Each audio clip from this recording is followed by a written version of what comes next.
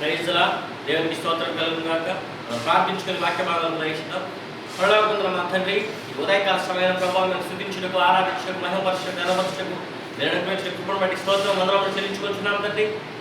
ఆరాధన దీవించి ఆశీర్వదించండి. చెప్పబోచిన వాక్యము ప్రభావం మీరు ఆశీర్వదించి ఫలింపజేయమని, అందరికీ స్వార్థ ప్రకటించిన ప్రభు చూపినటువంటి సహాయం చేయమని యేసు క్రీస్తు ప్రభు పరిశుద్ధ నామమున ప్రార్థించుచున్నాము తండ్రి. ఆమేన్. పరిశుద్ధ గ్రంథం నుంచి కీర్తనల గ్రంథము, పరిశుద్ధ గ్రంథం నుంచి కీర్తనల గ్రంథము 33వ అధ్యాయము 18-19 వచనం చదువుకుందాం. కీర్తనల గ్రంథము 33వ అధ్యాయము 18-19 వచనం. వారి ప్రాణమును మరణం నుండి తప్పించుటకును, కరువులో వారిని సజీవులుగా కాపాడుటకును యెహోవా దృష్టి ఆయన యందు భయభక్తులు గల వారి మీదను, ఆయన కృప కొరకు కనిపెట్టు వారి మీదను నిలుచుచున్నది. ప్రియమైనటువంటి దేవుని బిడ్డ, మన యొక్క దేవుడి యొక్క ప్రేమపూర్వకమైన హృదయాన్ని వాక్యము బయలుపరుస్తుంది. మనల్ని మరణంలోంచి తప్పించడానికి, మనల్ని కరువులో సజీవులుగా కాపాడటానికి ఆయన యొక్క దృష్టి, యెహోవా యొక్క దృష్టి ఆయన యందు భయభక్తులు గల వారి మీద, ఆయన కృప కొరకు కనిపెట్టుకున్న వారి మీద ఉందని చెప్పి వాక్య భాగం సెలవిస్తుంది.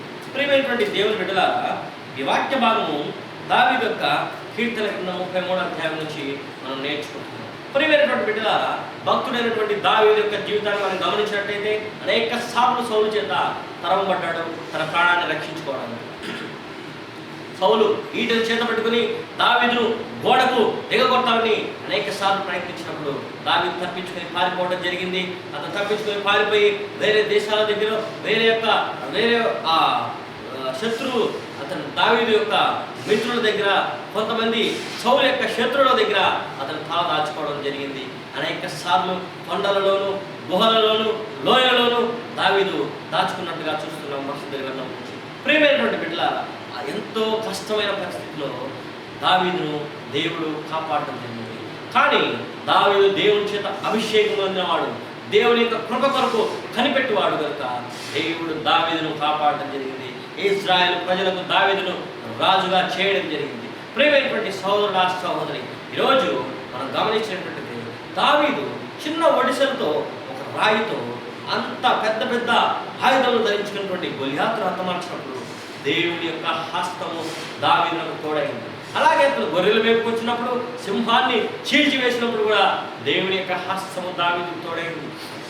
అనేక సార్లు సౌలు చేతిలో తన యొక్క ప్రాణాన్ని దేవుని హస్తము దావీదును కాపాడి అతని ప్రాణాన్ని రక్షించింది. ప్రియమైనటువంటి దేవుని బిడ్డలారా, ఈరోజు మన యొక్క కష్టంలో కూడా, మన జీవితాల్లో కూడా దేవుడు తన కను దృష్టి ద్వారా మనల్ని చూస్తూ మనం రక్షిస్తున్నాడు.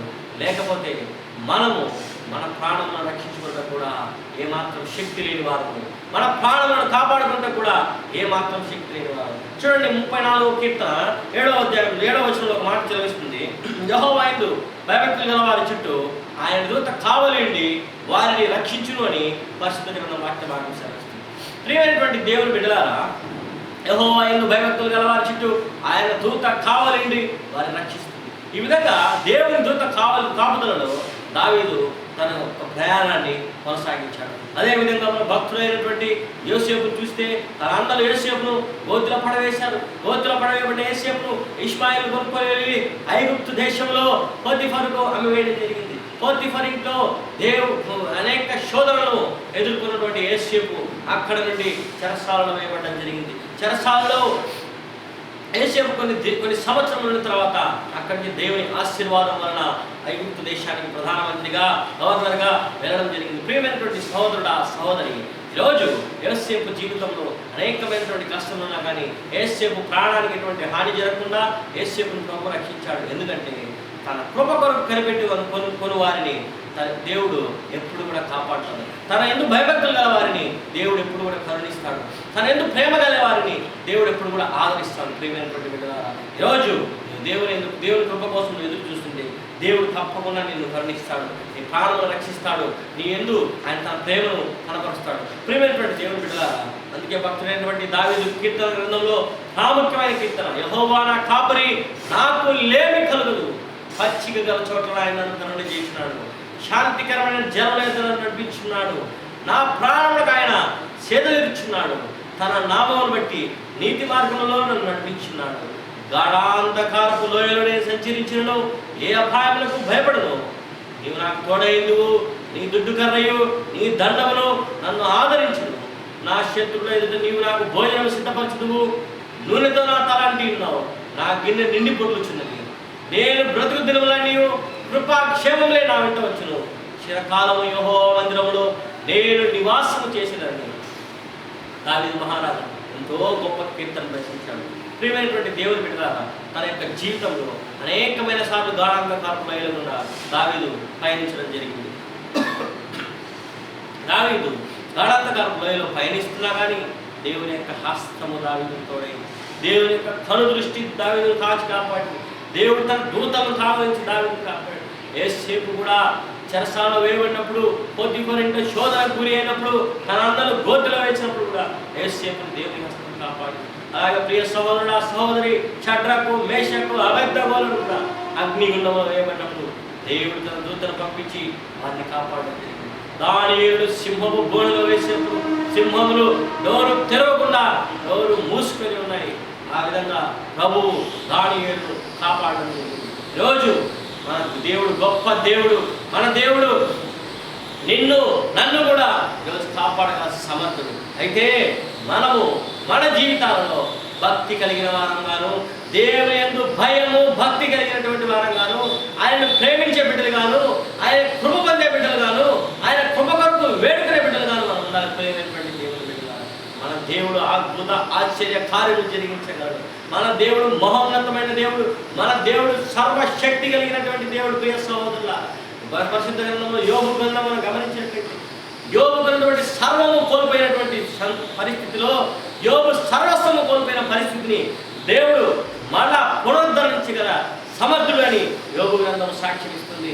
లేని వాటిని ఉన్నట్టును, ఉన్న వాటిని లేనట్టును చేయగల సమర్థుడు మన దేవుడు. ఈరోజు నీ జీవితంలో అటువంటి దేవుడిని నువ్వు కావాలని కోరుకుంటుంటే మోకరించి ప్రార్థించు. యేసు క్రీస్తు ప్రభు యొక్క రక్తమును నువ్వు కడుగుబడితే, నువ్వు కడుగుబడ్డ ద్వారానే నువ్వు దేవుని సన్నిధిని చేరుకోగలవు. ఆయన ప్రియ కుమారుడైన యేసు క్రీస్తు రక్తాన్ని నువ్వు స్వీకరించి, విశ్వసించి, అంగీకరించి ఆయన రక్తంలో కడగబడాలి. అందుకే దేవుని వాక్యము యోహాను సువార్త 14:6 యేసు ప్రభు సెలవిస్తున్నాడు, నేనే మార్గము, నేనే సత్యము, నేనే జీవము, నా ద్వారా తప్ప తండ్రి ఎదుగు ఎవడు కూడా రాడు. ప్రియమైనటువంటి దేవుని బిడ్డలారా, యేసు క్రీస్తు ప్రభు రక్తంలో కడగబడితేనే నువ్వు తండ్రి అయినటువంటి దేవుని ఎందుకు చేరుకుంటావు, పరలోక రాజ్యంలో చేరుకుంటావు. లేదంటే ఈ లోకంలో నువ్వు ఉండిపోవడం జరుగుతుంది. ఆ విధంగా ఈ లోక ఆశలలో నేను ఉండిపోవడం జరుగుతుంది.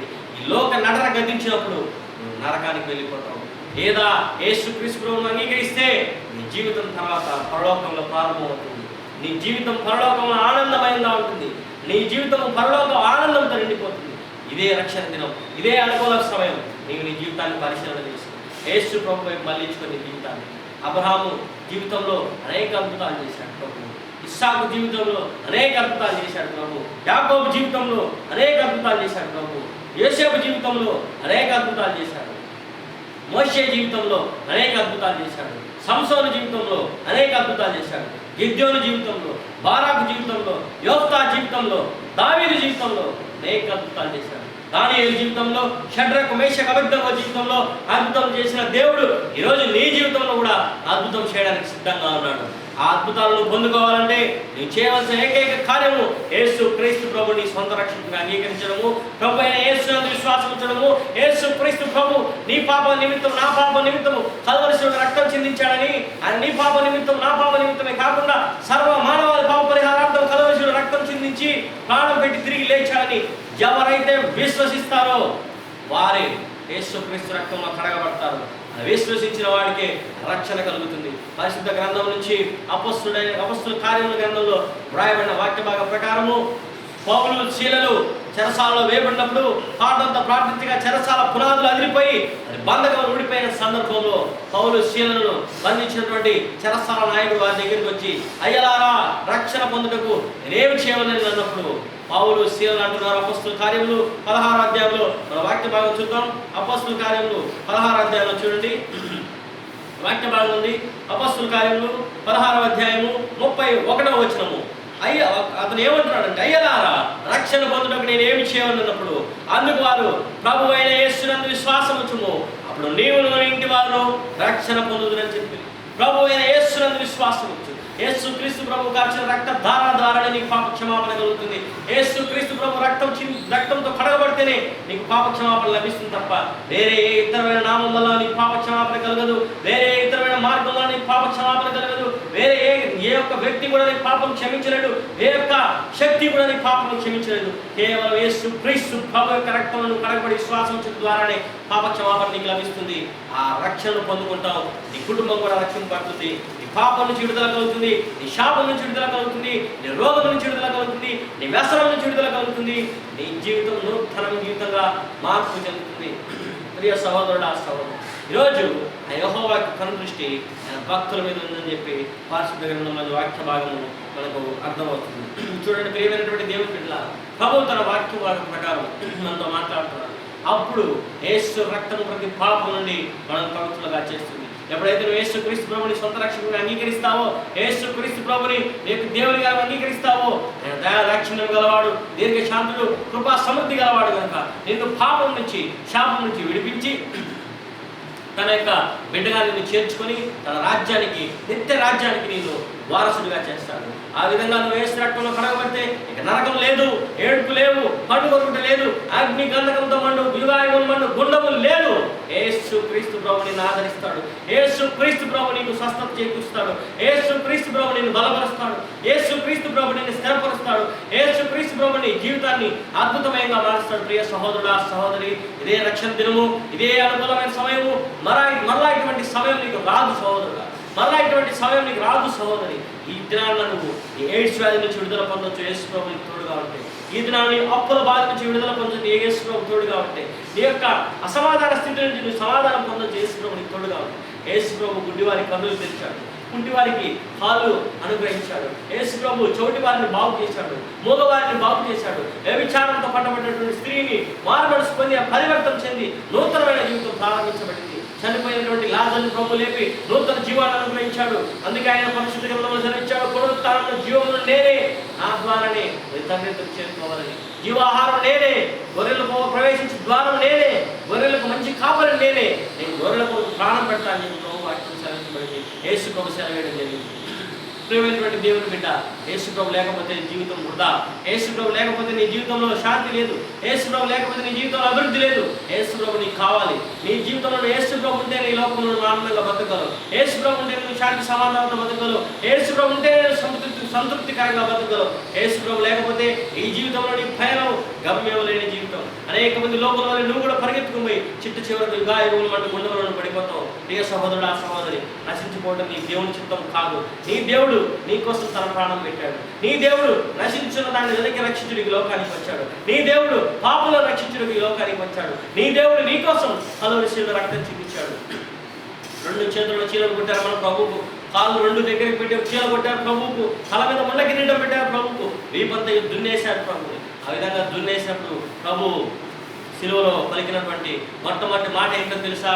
తండ్రి, మీరేమి చేయిస్తున్నారో మీరు ఎదుగురు కనుక నిన్ను క్షమించు తండ్రి అని ప్రభు పలికాడు. ప్రియమైనటువంటి దేవుని బిడ్డ, యేసు ప్రభు తన శిలువ బలియాగంలో కూడా నిన్ను క్షమాపణను ప్రభు అనుగ్రహించినాడు. ఆయన మొట్టమొదటి నీ క్షమాపణను అనుగ్రహించినాడు. ఆయన రక్తము నేల చిందింపబడిన మొట్టమొదటిసారి ప్రభు నీకు క్షమాపణ దయచేసినాడు. కాబట్టి ఇదే రక్షణ దినము, ఇదే అనుకూలమైన సమయము నీవు యేసు ప్రభువును సొంత రక్షకుడిగా అంగీకరించు. కన్న తల్లి ఒక తల్లి వాడిని ఆదరించినట్లు నేను మిమ్మల్ని ఆదరిస్తానని చెప్పి ప్రభు వాక్యం సెలవిస్తుంది. యెషయా గ్రంథము 49వ అధ్యాయము 15వ వచనంలో వాక్య భాగం సెలవిస్తుంది, స్త్రీ తన గర్భమున పుట్టిన బిడ్డను కరుణింపకుండా చంటి పిల్లను మరచునా? వారైనా మరచుదురు కానీ నేను నిన్ను మరువను. ప్రియమైనటువంటి సహోదరుడా, తల్లి ఒకవేళ తన చంటి బిడ్డను మరచుతుంది కానీ నేనైతే మరువను, ఎడబాయనని చెప్పి ప్రభు సెలవిస్తున్నాడు. అంత గొప్ప ప్రేమ కలిగినటువంటి ప్రభు కనుకనే ఈరోజు ప్రభువు పరలోక సింహాసనం వదిలిపెట్టి భూమి మీదకి వచ్చి నిన్ను నన్ను రక్షించడానికి, నిన్ను నన్ను కరుణించడానికి కల్వరి శిలువలో బలియాగం అవడం జరిగింది.